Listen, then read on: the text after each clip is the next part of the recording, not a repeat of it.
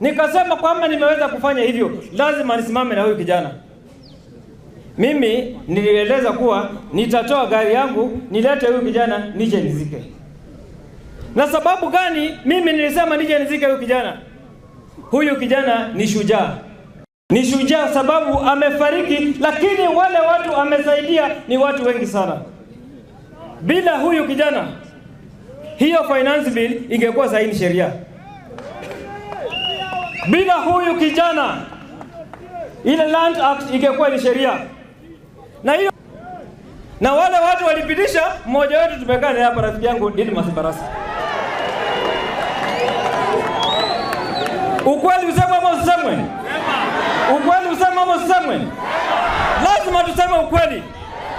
Nyinyi si mlipa Didmas kura? Muliambia apige yes ama no? Muliambia apige yes ama no? Si nyinyi ndio mnasema? Na alipiga yes ama no?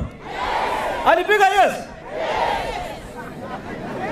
Hawa watoto wetu wale wamefariki, wako na damu ya viongozi wa Bungoma. Kama hawa viongozi wa Bungoma hawangepiga yes, hawa vijana wangekuwa hapo. Mimi natoka hapa saa hizi, niko naenda Bumula kuzika mtoto wa form 2 alipigwa risasi kutoka nyuma.